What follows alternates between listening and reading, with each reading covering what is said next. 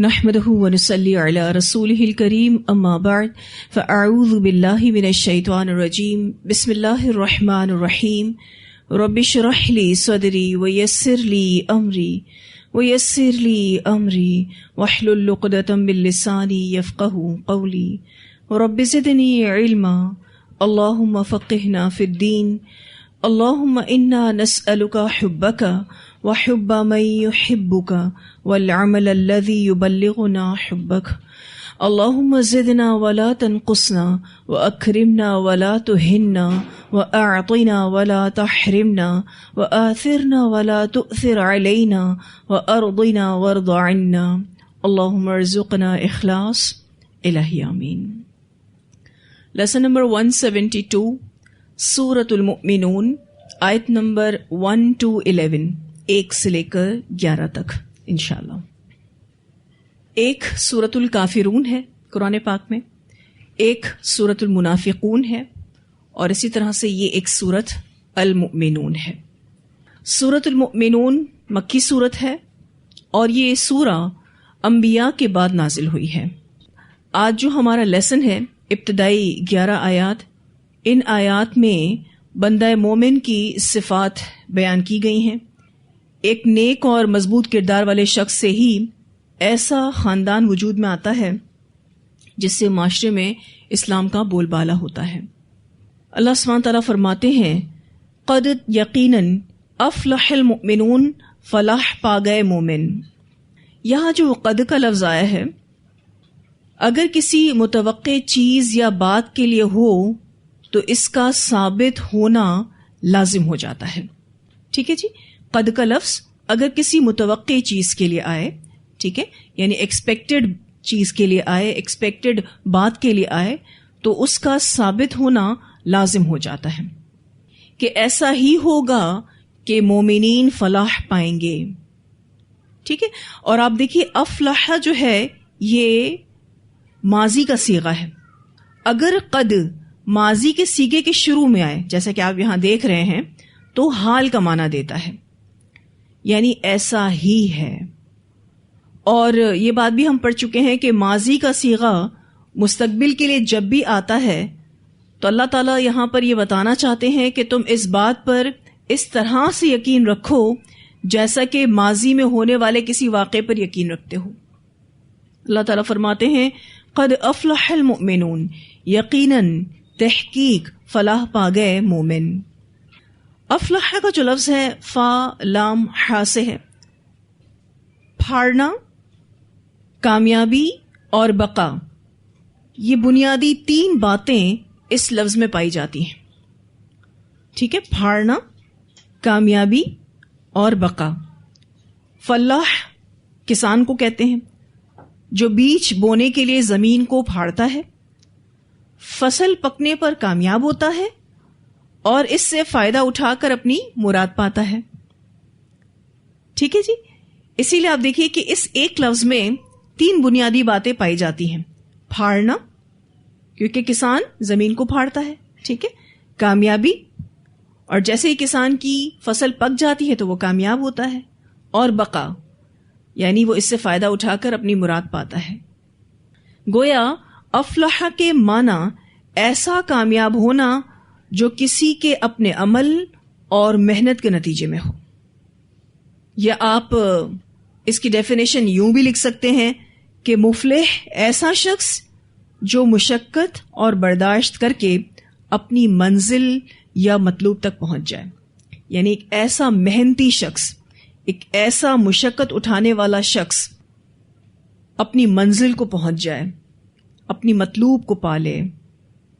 فلاح کہتے ہیں کامیابی کو، اور کامیابی سے مراد دنیا اور آخرت کی کامیابی ہے. یعنی مومنین دنیا والآخرہ کامیابی پائیں گے. یقیناً فلاح پا گئے مومن. بہت ہی خوبصورت آغاز، قد افلح المؤمنون. بہت چھوٹی سی آیت ہے، پڑھنے میں بھی بہت آسان ہے، لیکن یہ مومنوں کے لیے بہت بڑی بشارت ہے. مومن فلاح پا گئے. اور یہاں پر جو مومن کہا جا رہا ہے یہ وہ لوگ ہیں جو زبان سے ایمان کا اقرار کر کے عمل سے ثابت کرتے ہیں. جیسے کہ میں نے آپ کو بتایا کہ یہ سورت مکی ہے اور مکی دور میں مسلمانوں کے کامیاب ہونے کے بارے میں سوچا بھی نہیں جا سکتا تھا. آپ سب کو یہ بات معلوم ہے کہ مکی دور کتنا مشکل تھا مسلمانوں پر. مشرکین نے مسلمانوں کی زندگی کو تنگ کر رکھا تھا. مسلمانوں کے بزنس اسلام لانے کے بعد ختم ہو چکے تھے، یعنی مسلمان معاشی تنگی کے بھی شکار تھے. ان کے برعکس جو کفار تھے وہ معیشت کے اعتبار سے ترقی کر رہے تھے. پھر یہی لوگ کعبہ کے متولی بھی تھے، اس لیے ان لوگوں کی بڑی عزت تھی. یعنی لوگ، معاشرہ ان کی بڑی عزت کرتا تھا. کن کی عزت کرتا تھا؟ کفار کی. لوگ ان سے ڈرتے بھی تھے. ایسے حالات میں یہ آیت نازل ہوئی، قد افلح المؤمنون، جس میں مسلمانوں کو خوشخبری دی جا رہی ہے کہ مومن فلاح پا گئے. اور اس آیت سے یہ بات بھی پتہ چلتی ہے کہ اللہ کے نزدیک کامیابی کا معیار کیا ہے. جو دنیا دار لوگ کامیابی کا معیار رکھتے ہیں وہ غلط ہے. اللہ کے نزدیک ایمان جو ہے وہ کامیابی کا معیار ہے. ابتدائی 10 آیات کے حوالے سے ایک پس منظر میں ملتا ہے. سیدنا عمر رضی اللہ تعالیٰ عنہ کہتے ہیں کہ جب آپ صلی اللہ علیہ وسلم پر وحی اترتی تو آپ صلی اللہ علیہ وسلم کے چہرے کے آس پاس شہد کی مکھی کی گنگناہٹ جیسی آواز آنے لگتی تھی. ایک دن آپ صلی اللہ علیہ وسلم پر وحی نازل ہوئی تو تھوڑی ہی دیر بعد آپ صلی اللہ علیہ وسلم نے قبلہ کی طرف منہ کر کے اور دونوں ہاتھ اٹھا کر دعا کی، اللہم زدنا ولا تنقصنا واکرمنا ولا تہنا واعطنا ولا تحرمنا وآثرنا ولا تؤثر علینا وارضنا وارض عنا. اے اللہ ہمیں زیادہ کر یا تو ہمیں زیادہ دے. اللہ تو ہمیں زیادہ کر یعنی تعداد میں، یا تو ہمیں زیادہ دے فضل، دونوں جہاں کے عطا، اسی طرح سے علم ہمیں زیادہ دے، معرفت ہمیں زیادہ دے، اور ہمیں تھوڑے نہ رہنے دینا، یا پھر ہمیں دینے میں کمی نہیں کرنا. کہنے کا مطلب یہ ہے کہ جو کچھ تو ہمیں عطا کر چکا ہے وہ نعمتیں ہم سے نہیں لینا، ہمیں تعداد میں کم نہیں کرنا، اور ہمیں عزت دے اور ہمیں ذلیل و رسوا نہ کرنا، اور ہمیں عطا کر یعنی اپنی نعمتوں سے نواز، اور ہمیں محروم نہ رکھنا یعنی اپنی نوازشوں سے، اور ہمیں اوروں پر فضیلت دے یعنی دوسروں پر مقدم کر، اور دوسروں کو ہم پر فضیلت نہ دے، اور ہمیں راضی کر دے یعنی خوش کر دے اپنی تقدیر پر، صبر کرنے پر، اسی طرح سے قناعت کرنے پر، اپنی عطا پر، اپنی عبادت پر، اپنی تقدیر پر. اللہ تو ہمیں اپنی رضا میں راضی کر دے اور ہم سے راضی ہو جا، یعنی اپنے بندے سے تو راضی ہو جا دنیا والآخرہ میں، یعنی ہمیں تو رضی اللہ عنہم ورضوا عنہ میں شامل کر دے. اتنی پیاری دعا ہے. پھر آپ صلی اللہ علیہ وسلم نے فرمایا کہ مجھ پر 10 آیات نازل ہوئی ہیں، جو ان پر عمل کرے گا جنت میں داخل ہوگا. پھر آپ صلی اللہ علیہ وسلم نے قد افلح المؤمنون سے لے کر 10 آیات پڑھیں. اسے ترمذی نے روایت کیا ہے.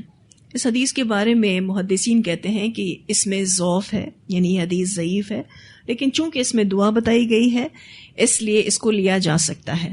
اور یہ دعا بہت پیاری ہے، آپ سب اس کو اپنے پارے کے شروع میں لکھ لیجئے گا. اور یہ دعا کے الفاظ کیا ہیں؟ اللہم زدنا ولا تنقصنا. آپ الفاظوں پر غور کریں تو آپ کو معنی سمجھ میں آ جائے گا. وَأَكْرِمْنَا وَلَا تُهِنَّا وَأَعْطِنَا وَلَا تَحْرِمْنَا وَآثِرْنَا وَلَا تُؤْثِرْ عَلَيْنَا وَأَرْضِنَا وَارْضَ عَنَّا. انشاءاللہ تعالی ہم اس کو آپ کے فورم پر بھی بھیج دیں گے تاکہ آپ اس کو اچھے سے اپنے پارے کے فرنٹ پیج پر لکھ لیں انشاءاللہ تعالی. تو انشاءاللہ اب ہم جو آگے آیات پڑھیں گے اس میں مومنین کی صفات بیان ہوئی ہیں. ان صفات کو پڑھنے سے پہلے آپ کے سامنے 2 احادیث رکھوں گی جس میں مومنین کی کچھ اور صفات بیان ہوئی ہیں. آپ صلی اللہ علیہ وسلم نے فرمایا مومن بھولا بھالا بزرگی والا ہوتا ہے اور گناہ کا عادی مکار کمینہ ہوتا ہے. اسے ابو داؤد اور ترمذی نے روایت کیا ہے اور اس حدیث کو آپ سلسلۃ صحیحہ میں بھی دیکھ سکتے ہیں. مومن کیا ہوتا ہے؟ بھولا بھالا ہوتا ہے، شریف النفس ہوتا ہے، مکار نہیں ہوتا. اور بزرگی والا ہوتا ہے. بزرگی والا ہوتا ہے اس کا کیا مطلب ہے؟ عاجزی والا ہوتا ہے، ٹھیک ہے، اور قابل عزت ہوتا ہے، بالکل، اور اس کا عمل، اس کا رویہ، اس کے معاملات سب بڑے ہی آرگنائزڈ ہوتے ہیں، بہت اچھے ہوتے ہیں. اس وجہ سے اس کی عزت میں دن بدن اضافہ ہوتا ہے. اس کا کلام بڑا ہی احترام والا ہوتا ہے، وہ لوگوں کی رسپیکٹ کرتا ہے، شریف النفس ہوتا ہے. آپ کو بہت سارے ایسے لوگ ملتے ہیں جو اللہ والے ہوتے ہیں، بڑے بھولے بھالے ہوتے ہیں، ان کو مکاری کرنا آتا ہی نہیں، ان کو چال بازیاں اور چالاکیاں کرنا آتا ہی نہیں. تو مومن تو ہوتا ہی ایسا ہے، مومن بھولا بھالا ہوتا ہے، شریف النفس ہوتا ہے، بزرگی والا ہوتا ہے. اللہم اجعلنا منہم، اللہ تعالیٰ ہمیں انہی میں سے بنائیں. کیونکہ جو لوگ اپنے آپ کو شاطر سمجھتے ہیں، بہت زیادہ سمارٹ سمجھتے ہیں، پھر کہیں ان میں گڑبڑ ہے. مومن کو تو چالاکیاں کرنے آتی ہی نہیں ہیں. اسی طرح ایک اور روایت آتی ہے، ابن عمر رضی اللہ تعالی عنہ نے مرفوعاً فرمایا، مومن مانوس اونٹ کی طرح عاجزی والے نرم ہوتے ہیں. اگر اس کو چلایا جائے تو وہ چلتا ہے، اگر اس کو پیچھے سے ہانکا جائے تو وہ بھی چلتا ہے، اور اگر تو اس کو چٹان پر بٹھا دے تو وہ بیٹھ جاتا ہے. اسے سلسلۃ الصحیحہ نے روایت کیا ہے. اب آپ دیکھیے تو اس حدیث میں مومن کی صفت کیا بیان ہوئی ہے کہ وہ عاجزی والا ہوتا ہے، نرم ہوتا ہے، ایڈجسٹیبل ہوتا ہے، ماحول میں ایڈجسٹ کر لیتا ہے، حالات کو ایڈجسٹ کر لیتا ہے. اور اسے مانوس اونٹ کی طرح کہا گیا ہے. ویسے بھی آپ کو پتا ہے نا کہ یہ جو ہمارا نام رکھا گیا ہے مسلم، مسلم کسے کہتے ہیں؟ ایک ایسے اونٹ کو جس کے ناک میں نکیل ہو. جس اونٹ نے بھی اپنے ناک میں یہ نکیل ڈلوا لی ہے نا، وہ اپنے مالک کے آگے سبمٹ کر چکا ہے. اب مالک اس کو کہیں بھی لے جائے وہ جانے کے لیے تیار ہوتا ہے. تو آپ دیکھیے ہمارا نام کیا رکھا گیا، ہمارا نام بھی مسلم رکھا گیا. ایک مومن مانوس اونٹ کی طرح ہوتا ہے، یعنی اس کو اس کا رب جس طرف چلائے وہ چلتا ہے. پیچھے سے بھی اس کو ہانکے تو بھی چلتا ہے. ایسا نہیں اس کو آگے سے کوئی چلائے گا تو چلے گا، پیچھے سے بھی اگر کوئی اس کو ہانک رہا ہے تو بھی چلے گا. اور اگر اس کو چٹان پر بٹھا دیا جائے تو بھی بیٹھ جائے گا. سبمیشن آپ دیکھیے اس میں کتنی ہوتی ہے. اور یہ جو ایمان ہے یہ بہت ہی بڑی دولت ہے جو اللہ تعالیٰ نے ہمیں دے رکھی ہے. الحمدللہ ہم جتنا اس پر شکر ادا کریں کہ ہم اپنی ماؤں کی گودوں سے مسلمان ہیں، الحمدللہ. لیکن اس ایمان پر بھی گرد آتی ہے، یہ بھی پرانا ہوتا ہے. نبی اکرم صلی اللہ علیہ وسلم نے فرمایا، ایمان بھی کپڑے کی طرح تمہارے سینوں میں بوسیدہ یعنی پرانا ہو جاتا ہے. سو تم اللہ سے سوال کیا کرو کہ وہ تمہارے دلوں میں ایمان کی تجدید کرتا رہے، یعنی اس کو ریفریش کرتا رہے. اسے طبرانی فی الکبیر نے روایت کیا ہے، اور یہ حدیث بھی سلسلۃ الصحیحہ میں آپ کو مل جائے گی. آپ دیکھیے کہ ایمان پر جو گرد آتی ہے وہ ہماری ہی غلطیوں کی وجہ سے آتی ہے، ہماری اپنی خواہشات نفس کی وجہ سے آتی ہے، ہمارے دنیا میں پڑنے کی وجہ سے آتی ہے. تو یہ ایمان بھی پرانا ہوتا ہے. تو کیا دعا کرتے رہنا چاہیے کہ یا اللہ تو ہمارے ایمان کو فریش کر دے، تر و تازہ کر دے. اللہ سبحانہ تعالیٰ فرماتے ہیں، قد افلح المؤمنون، یقیناً فلاح پا گئے مومن. یعنی اس بات میں کوئی شک نہیں، ایسا ہی ہوگا. الذین، یہ وہ لوگ ہیں. اب آپ دیکھیے جو آیت ختم ہوئی پہلی اور جو دوسری آیت شروع ہو رہی ہے اس کے بیچ میں چھوٹا سا لام بنا ہوا ہے، یعنی بات ابھی چل رہی ہے کہ یہ مومنین کیسے ہوتے ہیں. الذین اسم موصول ہے اور یہ بات کو کنیکٹ کر رہا ہے. یہ وہ لوگ ہیں، ہم وہ، فی صلاتہم، اپنی نمازوں میں، خاشعون، خشوع کرنے والے ہیں. یہاں ایک گرامیٹیکلی ترکیب آپ کو بتانا چاہ رہی ہوں جو کہ آپ کے لیے تھوڑی سی نہیں ہے، لیکن سن لیں تو انشاءاللہ معنی ضرور سمجھ میں آ جائے گا. ایکچولی یہ الذین ہم خاشعون فی صلاتہم ہونا چاہیے، لیکن مسلسل آپ دیکھیں گے کہ مرکب جاری پہلے آئے گا. یہ فی صلاتہم جو ہے یہ مرکب جاری ہے، اور آگے عن اللغوی یہ بھی مرکب جاری ہے. لیکن یہ ترکیب اس طرح سے کیوں بنائی گئی ہے؟ حالانکہ مرکب جاری بعد میں آنا چاہیے، صفت یا فاعل پہلے آنا چاہیے. یہاں اس ترتیب سے کلام میں تاکید لانا مقصود ہے. جب کبھی کلام میں تاکید پیدا کی جانی ہوتی ہے تو یہ انداز اختیار کیا جاتا ہے. کیا انداز اختیار کیا جاتا ہے؟ الذین هم فی صلاتہم خاشعون. حالانکہ ہونا کیا چاہیے تھا الذین هم خاشعون فی صلاتہم، لیکن ترتیب کو بدلا گیا تاکہ کلام میں تاکید پیدا کی جائے.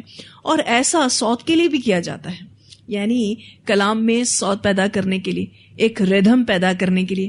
قرآن پاک کو جب آپ پڑھیں تو اس کا پڑھنے کا بھی ایک الگ ہی لطف ہے نا، کیونکہ اس میں ردھم ہے، باقاعدہ ایک انداز ہے جس پر قرآن پاک نازل ہوا ہے. الحمدللہ. تو اللہ تعالیٰ فرماتے ہیں الذین، یہ وہ لوگ ہیں، ہم وہ، فی صلاتہم اپنی نمازوں میں، خاشعون خشوع کرنے والے ہیں. خاشعون کا جو لفظ ہے خاشین عین سے ہے. خشوع سکون کو، اطمینان کو، عاجزی کو اور دل کے جھکنے کو کہتے ہیں. یعنی کسی کے آگے جھک جانا دل سے اور پوسچر سے بھی.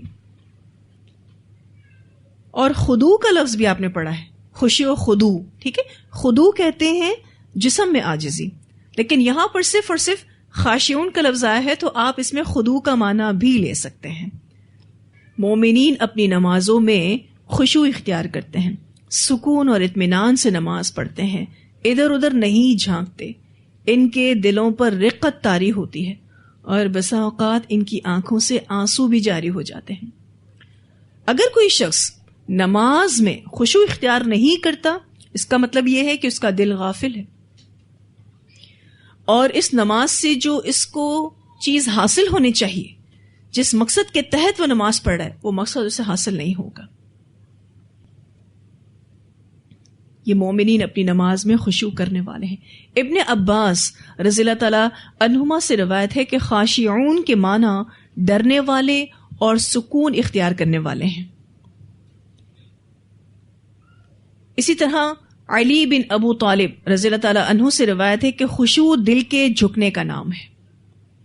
اب آپ دیکھیے تو ابن عباس نے کیا معنی کیا کہ یہ ڈرنے والے لوگ ہیں، سکون اختیار کرنے والے لوگ ہیں، اور حضرت علی کیا کہتے ہیں کہ خشوع دل کے جھکنے کا نام ہے. حسن بصری رحمہ اللہ فرماتے ہیں کہ خشوع ان کے دلوں میں تھا، جس کی وجہ سے انہوں نے اپنی آنکھیں نیچی کر لی. یعنی نماز میں اپنی آنکھوں کو وہ نیچا کر لیتے ہیں اور پہلوؤں کو جھکا لیا. یہ جو پوسچر ہوتا ہے نا، یہ جو ہمارے کندھے ہوتے ہیں، یہ بھی جھک جائیں، یعنی پوسچر میں بھی عاجزی آ جائے. تو خشوع کا تقاضا یہ ہوتا ہے کہ انسان نماز میں باادب کھڑا ہو، ادھر ادھر نہ دیکھے، اور نہ اپنے کپڑوں کو سنوارتا رہے، نہ اپنی داڑھی وغیرہ کو سنوارتا رہے، اور نہ دل میں نماز پر توجہ کے علاوہ دوسرے خیالات آنے دے. یعنی دوسری جتنی بھی سوچیں ہوتی ہیں اس کو آنے نہ دے، اور اگر دھیان بھٹکے تو نماز پر فوکس کرے، جو نماز میں پڑھ رہا ہے اس پر توجہ کرے. یہ بات ہم سب جانتے ہیں کہ دل میں اگر کسی کی عزت نہ ہو تو وقتی طور پر ظاہری خوشامد باقی نہیں رہتی، تھوڑے ٹائم کے بعد ہی وہ ختم ہو جاتی ہے. لیکن اگر دل میں کسی کے لیے قدر ہے تو کیسے بھی حالات ہوں، عمل میں عاجزی آ ہی جاتی ہے. یہ بات تو ہم سب محسوس کر سکتے ہیں. عمل اس کے خلاف کبھی بھی نہیں جاتا. اگر ہمارے دل میں کسی بھی چیز کے لیے رسپیکٹ ہے، آپ کا عمل اس کے خلاف جا ہی نہیں سکتا. اب اگر کسی کے دل میں نماز کی اہمیت ہی نہیں تو نماز میں اس کو بے چینی رہے گی، وہ فوکس کر ہی نہیں پائے گا. ایک بات اور بھی یاد رکھیے گا کہ خشوع نفاق والا بھی ہوتا ہے، یعنی منافقت والا خشوع بھی ہوتا ہے. اور اس میں ہوتا یہ ہے کہ انسان بظاہر مسکین بنا ہوا ہوتا ہے، لیکن اندر سے اس کا دل راضی نہیں ہوتا، اندر سے اس کا دل جھکا ہوا نہیں ہوتا. ایک صحابی یہ دعا کرتے تھے کہ اللہ تو مجھے نفاق والے خشوع سے بچا. اللہ ہمیں بھی بچائے اس سے. ہم سب کو بھی یہ دعا کرتے رہنا چاہیے. دیکھیں، باطن کی کیفیت کبھی نہ کبھی ظاہر ہو جاتی ہے. آپ صلی اللہ علیہ وسلم نے ایک شخص کو اپنی داڑھی سے نماز میں کھیلتے ہوئے دیکھا تو کیا فرمایا کہ اگر اس کے دل میں خشوع ہوتا تو اس کے جوارح یعنی اعضاء بھی گواہی دیتے. اپنی داڑھی سے کھیل رہا تھا نماز میں، بار بار اس کو صحیح کر رہا تھا، سیٹ کر رہا تھا. کہا اس کے دل میں خشوع ہوتا تو وہ جوارح پر بھی آتا. تو کیا پتہ چلتا ہے اس سے کہ اگر ہمارے دل میں جس چیز کے لیے عزت ہوتی ہے تو ہمارا عمل اسی کے مطابق ہوتا ہے. ہمارا عمل لازمی اس چیز کو ریسپیکٹ دیتا ہی دیتا ہے. اچھا، اپنی نماز کی کوالٹی کو ایک دفعہ دوبارہ سے چیک کریں گے. اور آپ کو پتہ ہے اپنی نماز کی کوالٹی کو چیک کرنے کے لیے کون سی نماز پر آپ کو چیک لگانا ہوگا؟ جو آپ تنہائی میں پڑھتے ہیں، جو آپ اکیلے میں پڑھتے ہیں. کسی کے سامنے پڑھتے ہیں نا تو لا محالہ آپ اپنی نمازوں کو بہتر بنا ہی لیتے ہیں. لیکن تنہائی میں جو نماز ہے نا آپ کی، وہ ہے اصل چیکنگ کا وقت. ایک روایت آتی ہے، سیدنا ابو ہریرہ رضی اللہ تعالیٰ عنہ بیان کرتے ہیں کہ رسول اللہ صلی اللہ علیہ وسلم جب نماز پڑھتے تھے تو اپنی نظر آسمان کی طرف اٹھا لیا کرتے تھے، لیکن جب یہ آیت نازل ہوئی الذین هم فی صلاتہم خاشعون، تو رسول اللہ صلی اللہ علیہ وسلم نے اپنا سر جھکا لیا، یعنی نماز میں اپنا سر جھکا لیا. اسے مستدرک حاکم نے روایت کیا ہے. پہلے رسول اللہ صلی اللہ علیہ وسلم آسمان کی طرف آنکھیں رکھتے تھے نماز پڑھنے کے ٹائم پہ، لیکن جیسے ہی یہ آیت نازل ہوئی آپ صلی اللہ علیہ وسلم نے اپنی نگاہوں کو، اپنے چہرے کو جھکا لیا. اور سجدے کی جگہ پر نگاہ ہونی چاہیے. ایک اور روایت آتی ہے، کافی طویل روایت ہے، اس کا مختصر حصہ ہے. نبی اکرم صلی اللہ علیہ وسلم سے سیدنا جبرائیل علیہ السلام نے پوچھا احسان کیا ہے؟ رسول اللہ صلی اللہ علیہ وسلم نے فرمایا احسان یہ ہے کہ تم اللہ تعالیٰ کی اس طرح عبادت کرو گویا تم اسے دیکھ رہے ہو، اور اگر یہ نہ ہو سکے تو یہ خیال رہے کہ وہ تجھے دیکھ رہا ہے. اسے بخاری نے روایت کیا. کافی طویل یہ حدیث ہے جس میں حضرت جبرائیل علیہ السلام نے آپ صلی اللہ علیہ وسلم سے بہت سارے سوال کیے، جن میں سے ایک سوال یہ تھا. ایک اور روایت آتی ہے، سیدنا عائشہ رضی اللہ تعالیٰ عنہا بیان کرتی ہیں کہ میں نے رسول اللہ صلی اللہ علیہ وسلم سے پوچھا نماز میں ادھر ادھر دیکھنا کیسا ہے، یعنی اگر کوئی نماز میں ادھر ادھر دیکھتا ہے تو یہ کیسا ہے؟ آپ صلی اللہ علیہ وسلم نے فرمایا یہ تو ڈاکہ ہے جو شیطان بندے کی نماز پر ڈالتا ہے. اسے بخاری نے روایت کیا ہے. یعنی نماز میں شیطان جب ادھر ادھر دکھواتا ہے نا تو وہ نماز کو چوری کر رہا ہوتا ہے، ڈاکہ ڈال رہا ہوتا ہے. سیدنا انس رضی اللہ تعالیٰ عنہ بیان کرتے ہیں کہ رسول اللہ صلی اللہ علیہ وسلم نے فرمایا لوگوں کو کیا ہو گیا ہے کہ وہ نماز میں اپنی نگاہیں آسمان کی طرف اٹھاتے ہیں. آپ نے اس سلسلے میں بہت سخت الفاظ ارشاد فرمائے، یہاں تک کہ آپ نے فرمایا انہیں اس سے باز آ جانا چاہیے ورنہ ان کی آنکھیں اچک لی جائیں گی. اسے بخاری نے روایت کیا ہے. یعنی اگر نماز میں کوئی آسمان کی طرف دیکھے گا تو اس کو یہ سزا مل سکتی ہے کہ اس کی آنکھیں اوپر کی اوپر ہی رہ جائیں، یعنی اچک لی جائیں. نماز میں آنکھیں جھکی ہوئی ہونی چاہیے، سجدے کی جگہ پر نگاہ ہونی چاہیے. پھر جو چیزیں نماز کا فوکس خراب کریں اس سے اپنے آپ کو آپ دور کر لیں. ایک روایت ملتی ہے، سیدہ عائشہ رضی اللہ تعالیٰ عنہ بیان کرتی ہیں کہ نبی اکرم صلی اللہ علیہ وسلم نے ایک ایسی چادر میں نماز ادا فرمائی جس میں نقش و نگار تھے، بہت ساری ڈیزائن بنی ہوئی تھی. آپ صلی اللہ علیہ وسلم نے اس کے نقش و نگار پر ایک نظر ڈالی اور جب نماز پڑھ چکے تو فرمایا میری یہ چادر جا کر ابو جہم کو دے آؤ اور ان کی سیاہ چادر لے آؤ، اس چادر نے ابھی مجھے میری نماز سے غافل کر دیا تھا. اسے بخاری نے روایت کیا ہے. آپ صلی اللہ علیہ وسلم کا فوکس اس سے ہٹ رہا تھا. ہم تو اپنے پاس ہی موبائل رکھتے ہیں اور جو نوٹیفیکیشن آتی ہے نماز میں ہمارا دھیان اس نوٹیفیکیشن کی طرف چلا جاتا ہے. ایون میں نے بہت سارے لوگوں کو سجدے کی جگہ پر موبائل رکھتے ہوئے دیکھا ہے. جماعت ہو رہی ہوتی ہے تب بھی لوگ اپنا موبائل سجدے کی جگہ پر رکھ دیتے ہیں اور رکھتے بھی اسکرین سائڈ پر ہے. یعنی جیسے ہی اسکرین پر کوئی نوٹیفیکیشن آتی ہے آپ کو پتہ لائٹ جل جاتی ہے اور فوکس جو ہے وہ ان کا بھی ہٹ جاتا ہے جس کا وہ موبائل ہوتا ہے، اور جو آس پاس کے لوگ ہوتے ہیں آبویسلی ان کو بھی ڈسٹریکشن فیل ہوتی ہے. ایسی کسی چیز کو آپ کو اپنے پاس نہیں رکھنا ہے کہ جس سے نماز میں آپ کی توجہ ہٹ جائے، کیونکہ مومنین کی پہلی صفت یہاں کیا بتائی گئی کہ وہ اپنی نمازوں میں خشوع کرنے والے ہوتے ہیں، کمپلیٹلی فوکسڈ ہوتے ہیں. تھوڑی دیر کے لیے ہم کیا موبائل کو اپنے آپ سے الگ نہیں کر سکتے؟ مجھے تو ایسا لگتا ہے کہ یہ موبائل ہمارے لیے اب ایک نشہ بن چکا ہے، ایڈکشن ہو چکی ہے ہمیں اس کی. پہلے لوگ موبائل کے بغیر نہیں جیتے تھے. ایٹ لیسٹ نماز پڑھنے کا ٹائم, کتنا ٹائم ہوتا ہے نماز کا, اس ٹائم میں تو ہم اپنے موبائل کو اپنے سے الگ کر دیں. اور اگر ہم بہت ہی مصروف انسان ہیں, ہماری بہت ساری کالز آنے والی ہیں, اور ہم اگر ان کالز کو اٹینڈ نہ کریں اور اگر ان میسیجز کا جواب نہ دیں تو دنیا رک جائے گی یا دنیا کے کام رک جائیں گے, تو ٹھیک ہے پھر آپ اس کو ایٹ لیسٹ سائلنٹ پر تو رکھیں. اتنا تو کر لیں کہ نماز کے بعد آرام سے اذکار کرنے کے بعد آپ جواب دیں, اتنا تو ہم کر لیں. پہلے تو یہی کوشش کرنی چاہیے کہ نماز کے ٹائم پر نماز کی جگہ پر موبائل ہو ہی نہ, دور اس کو کہیں رکھ دیں کہ وہ آپ کی پہنچ سے تھوڑا دور ہو.